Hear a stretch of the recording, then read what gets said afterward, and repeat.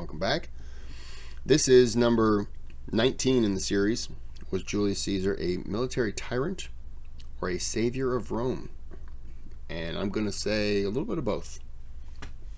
But let's see what they have to say on the video.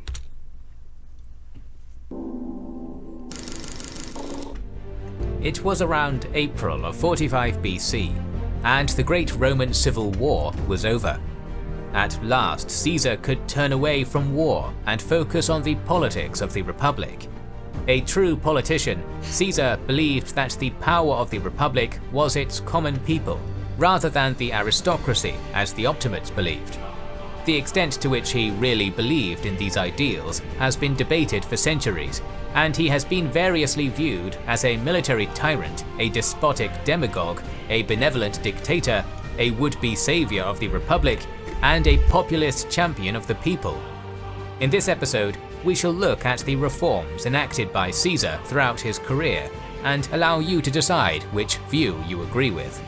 Do you want to enact reforms like Caesar? Become the savior or the tyrant of your own unique civilization? The sponsor of this.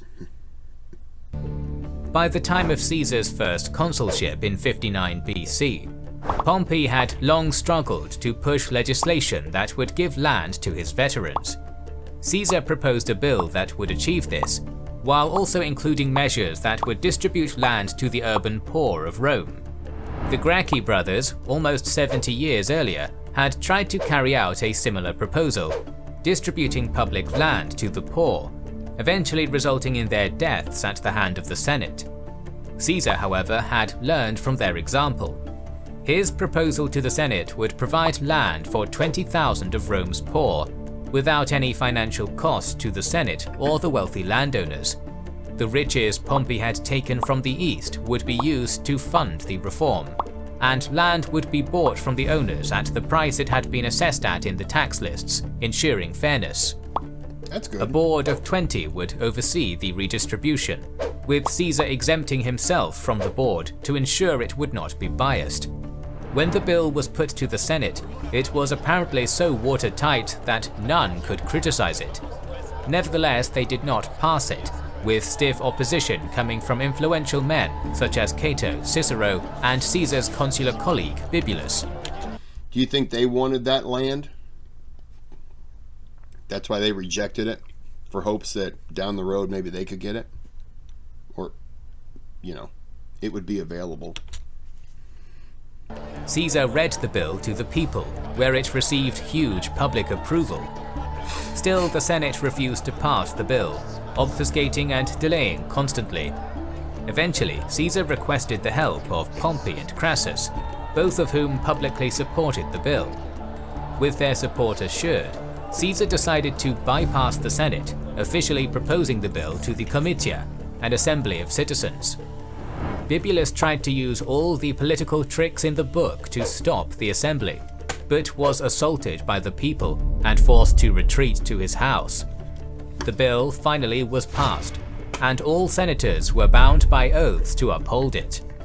Shortly after the passing of this bill, according to both That probably pissed off a lot of senators, didn't it? Appian and Cassius Dio, a man called Lucius Vettius attempted to assassinate both Caesar and Pompey. He was caught, and when interrogated, said he had been put up to it by either Bibulus, Cicero and Cato, or Cicero and Lucullus, depending on the source, all of whom were adamant Optimates. Vettius was then killed in the night while in prison before any more could be learned from him. Roman historians. And that pretty much says that he was telling the truth. Not necessarily who, because I could see him lying about who set him up to protect that person. But gotta believe he certainly was telling the truth about it being an inside job. Were extremely critical of Caesar for this bill. Dio claims that Caesar only proposed it as a favor to Pompey and Crassus to help win public support, and so lay the groundwork for the first triumvirate, while Plutarch says the law was becoming not for a consul but for a most radical tribune of the plebs. They both see the bill as being designed purely to win popular approval. Caesar certainly did want to assure his supporters that he was a man of action and in control, and so the ancient historians are right in part. The bill did indeed win Caesar and his co-triumvirates a lot of popular support, thus helping Caesar settle political debts with Pompey and Crassus. It is also important to note that Caesar did abuse the republican system in order to get the bill passed, overruling both the Senate and a fellow consul. However, it is also true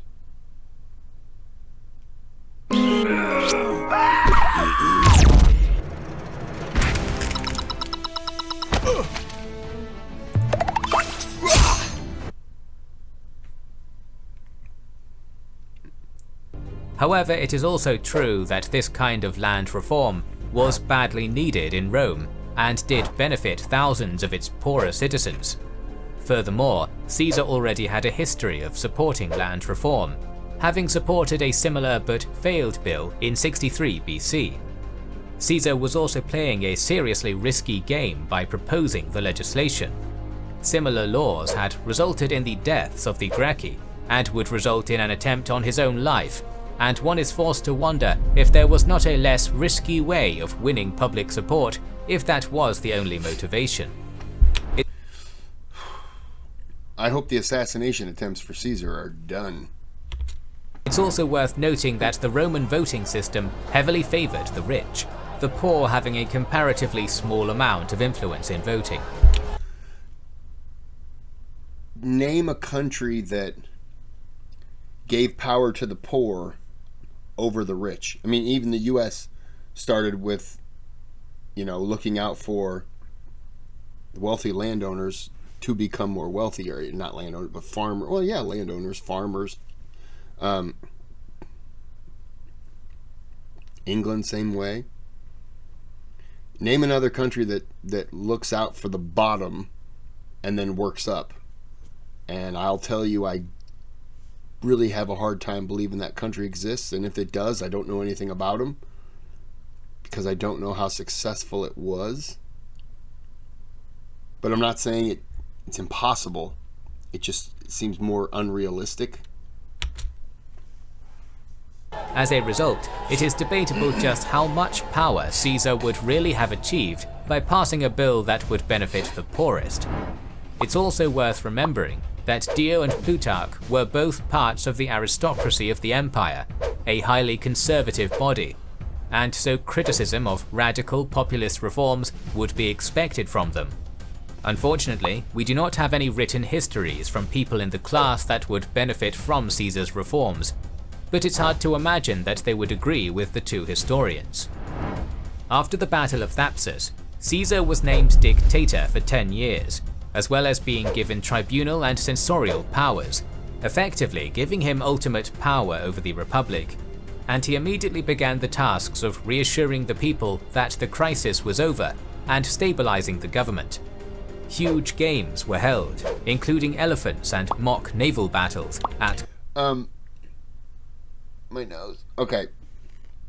From the start of this video series to now, when he fought his last battle, how much time had occurred? Because I'm going to guess like 10 years? I don't know.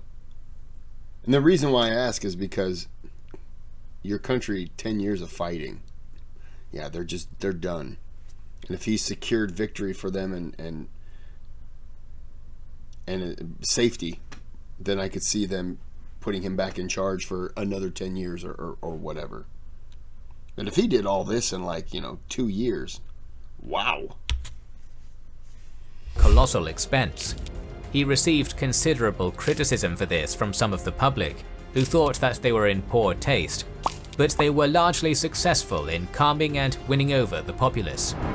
Through his censorial powers, which allowed him to pass laws regarding morality, he regulated the expenditure of the richest of Rome's citizens, and gave incentives for people to have more children and larger families to try and boost Rome's diminished population.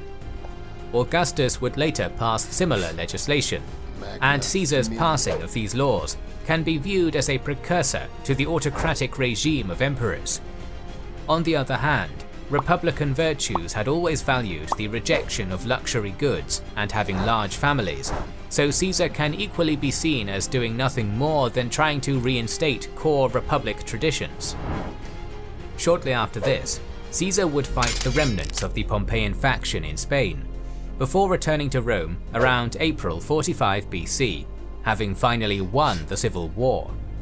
Upon his arrival back in Italy, he immediately retired his favourite 10th Legion and the 13th. Most of Caesar's other veteran legions had already been retired, but the significance of demobilizing these two was vast. The 10th was renowned as Caesar's favourite, and had fought in almost every major battle of the Civil War.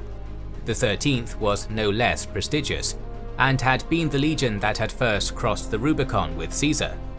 His message was clear: the war was over and Caesar wanted peace. This was reinforced by his rejection of the offer of having a bodyguard, saying, "It is better to die once than to be always expecting death." When he returned to Rome, he assured the Senate that he would hold no grudges, and that he would not carry out the prescriptions that had defined the dictatorship of Sulla, saying, "The man who recklessly abuses his power on absolutely all occasions finds for himself neither genuine goodwill nor certain safety, but through accorded false flattery in public is secretly plotted against. I shall be, not your master, but your champion, not your tyrant, but your leader." Some senators. He was a good speaker. I like some of the things he's saying. I don't know if I necessarily believe it, but I think he believes it. But he's also trying to calm the population, so you say whatever you have to. And politicians who had been exiled during the Civil War were recalled by Caesar, even some who had been exiled from crimes such as bribery.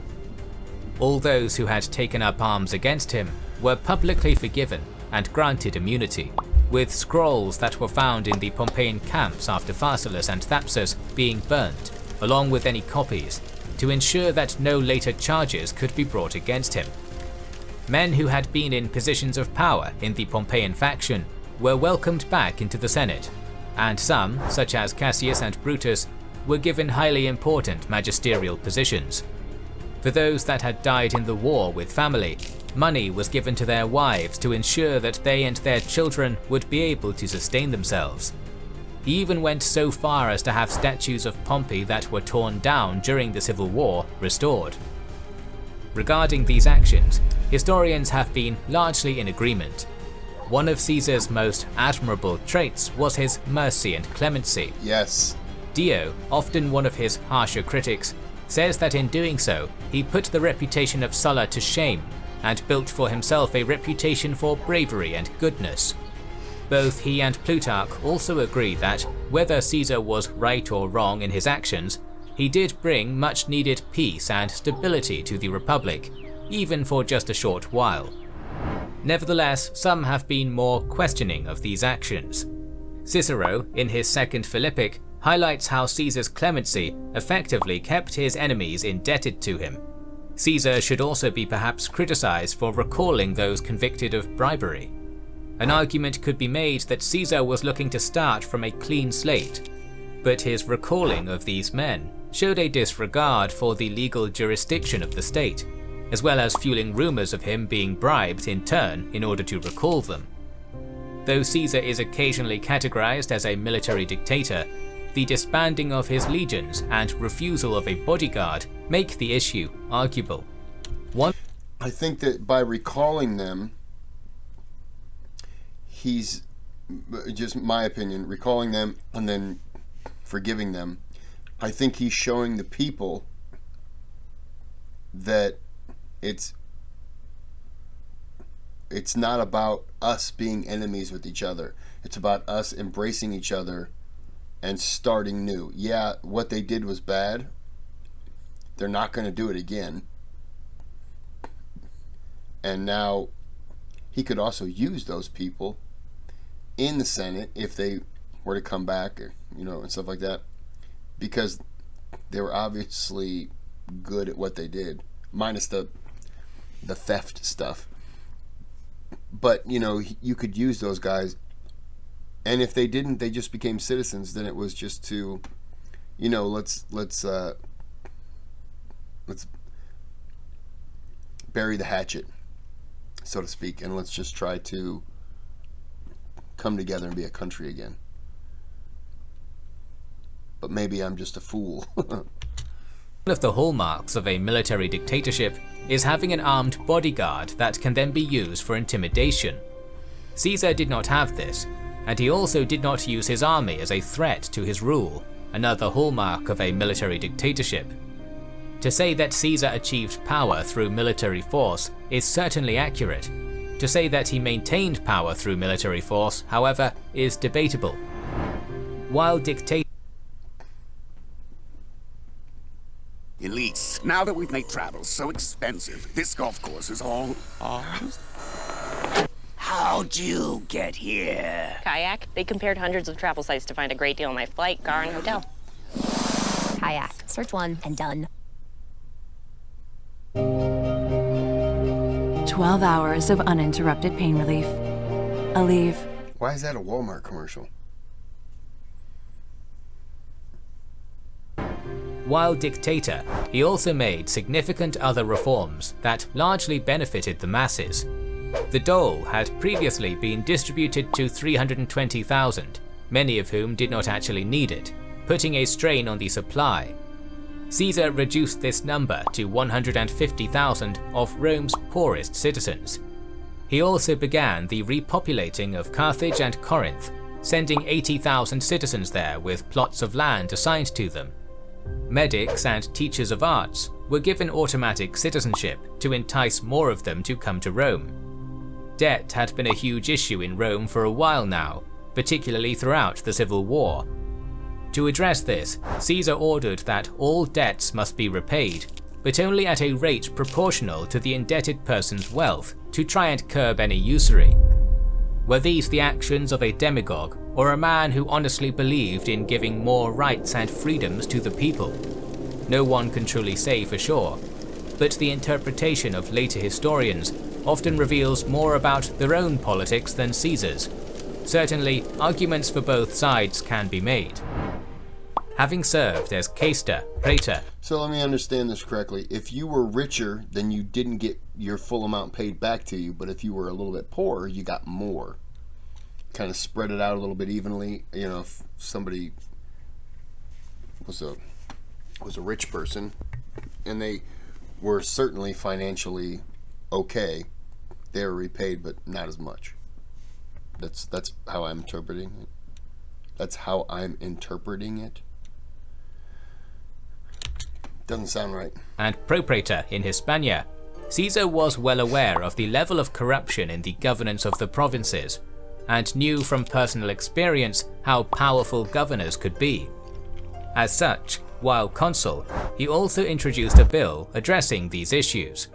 The bill prohibited governors from accepting bribes in regards to administering justice, fixed the amount of staff they could have so as to better control their expenses, and protected their subjects from having extortionate tributes demanded of them. Furthermore, it required that each governor produce 3 copies of their financial accounting, making it harder for the power of a pro-magistrate to be abused, and easier for it to be found out and evidenced if it was. As dictator, he would add a law explicitly limiting propraetors to 1 year in office and proconsuls to 2. Caesar also took steps to integrate the provinces more into the Republic, extending citizen rights to those living in Cisalpine Gaul, and began the process of fully integrating the province. Caesar's motivation for passing these reforms may have been purely a desire to limit corruption in office. At the same time, it can equally be said that Caesar was trying to stop anyone from following in his footsteps and rivaling his own position of power. It is certainly true to some extent, as is noted by Dio. Caesar was right to be cautious though. For the past few decades, arguably the biggest threat that the Republic had faced had come from its own governors being vested with too much power, eventually growing so powerful that they could not be controlled. Such had been the case with Sulla, Pompey, and himself. Reforms that checked this power were long overdue. The extension of citizen rights to Cisalpine Gaul and beginning to integrate the province may only have been intended by Caesar to further increase his base of support, or may have been more altruistic. It is certainly true, however, that these reforms were once again also long overdue. Despite its huge gains since the Punic Wars, the Roman Republic had still not adapted to its new size, still largely functioning as the local agrarian-based power it had been 300 years ago, rather than the Mediterranean-wide superpower it now was. This dissolving of the line between Romans and provincials would be continued by Augustus and was crucial in providing stability to the empire. The Senate had been massively depleted, many of its members dying throughout the Civil War. Caesar addressed this by enrolling many new members, increasing the number from around 400 to 900, including ex-soldiers, sons of freedmen, and some men from provinces. In a similar vein, Caesar also increased the number of magistrate offices, specifically those in the provinces. The number of praetors was increased, eventually increasing from 8 originally to 16, and increasing the number of quaestors from 20 to 40. These two magistrates were some of the most important for provincial governance, praetors often being given full control of a province, while quaestors acted as their assistants. The last major reform to the magistrates had occurred under Sulla almost 40 years earlier. Since then, huge expansions had been made, particularly by Caesar and Pompey, but no constitutional changes had been made to accommodate this growing empire. Caesar's reforms addressed this, increasing the pool of candidates for provincial governors, as well as further distributing power across a wider base. The number of aediles was also increased, adding 2 to specifically oversee the Roman grain dole. Though nominally these magistrates were voted for by the public, it was Caesar who nominated them. This was arguably the clearest example of tyranny that Caesar manifested while dictator, though it could also be argued that he may only have planned to nominate magistrates in the short term in order to stabilize politics after the Civil War, and would have eventually abandoned the practice. More contemporary Easy Wheels started as my college project, and we now sell our wheel covers all around the world.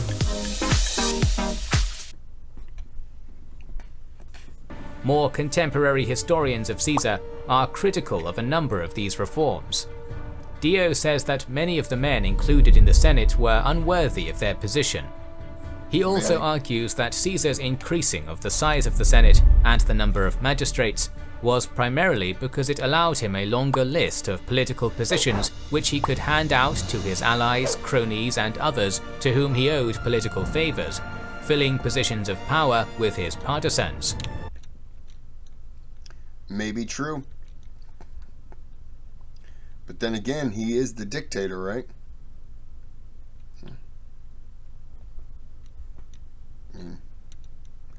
They put him in charge.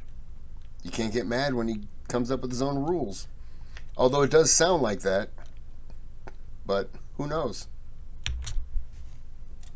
He also suggests that the increased number of governors was to stop any man from gaining too much power and challenging his position.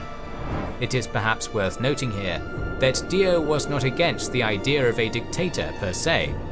In his words, monarchy has an unpleasant sound, but is a most practical form of government. However, he did believe that the democratic elements of the Republic were a weakness, and the power of the masses was a dangerous thing that should be avoided. Therefore, while some of Dio's observations may be accurate in part, they are also clouded by Dio's inherent cynicism of democratic government. Nonetheless, in some aspects, it could be argued that on this point Caesar was ahead of his time. During the Empire, men from all over the Empire would be inducted into the Senate, no matter what province they had come from. It was restricted by money, but not by geography. Caesar seems to have laid the groundwork for this being the case, being the first to introduce any provincials into the Senate. While it's certainly true that Caesar did put many of his allies into the Senate and magistrate positions, it also has to be recognized that Caesar also inducted many optimates into the same positions, even those who had been his enemy. Cicero's earlier criticism that Caesar did this to keep his enemies on side does hold some weight, but the argument can also be made that his reasoning is circular, in that Caesar would have been equally criticized for only having allies inducted into positions of power. You don't want a lot of yes men, and putting your enemies back into positions of power can put a check on some of the things that maybe you're trying to pass, and maybe you're not thinking about something and your enemy is going to fight you regardless. So by maybe allowing that other view, maybe they say something that you didn't think of, and you kind of, oh, well, yeah, maybe it's a good point. And you take what they say into consideration, and maybe it kills the bill that you're trying to pass. But, you know, having people who are like, yeah, no, that's great. Yeah, pass it. Awesome, excellent, pass it. It's not beneficial to the people. And so maybe that was what he wanted to do. It's so hard to guess, though. You know, that's what we're doing. We're just guessing. It's just tough. Caesar had a number of other huge projects planned. The sources differ slightly on exactly in what order Caesar planned these campaigns, but all agree that he planned invasions of Parthia and Dacia and had begun the process of assembling the supplies and men for this. Plutarch claims that he also planned to effectively circle Europe after campaigning in Parthia, fighting through the Caucasus, Scythia, Germany, and then back to Italy through Gaul. He also had huge construction projects planned, including digging a canal through the Isthmus of Corinth, draining the marshes of Pometium and Setia, which would provide farmland for thousands, as well as expand the harbour at Ostia and constructing moles to make the approach into the port safer. I said in the last video, is he somebody that can rest with peace, as he said he wanted? And no, it doesn't look like he could. He was looking at 2 wars. Yeah. He's just a guy who needs a fight. All these plans were put into motion, but Caesar would not live to see any of them come to fruition. While Caesar had been busy reforming the constitution, others had been busy planning his assassination, but that is a story for another video, which will be released soon, so make sure you are subscribed and have pressed the bell button to see it. Please consider liking. I'm going to end this video here, and I'm going to jump right into that next video because I have time, and I'm really wanting to see what happens. Oh, let's fingers crossed that they don't do anything, guys. All right, I'm going to end this video here. Thanks for watching. Like and subscribe. Or I'll just be a dick and I'll react to the next video, but I'll never post it. How do you think about that?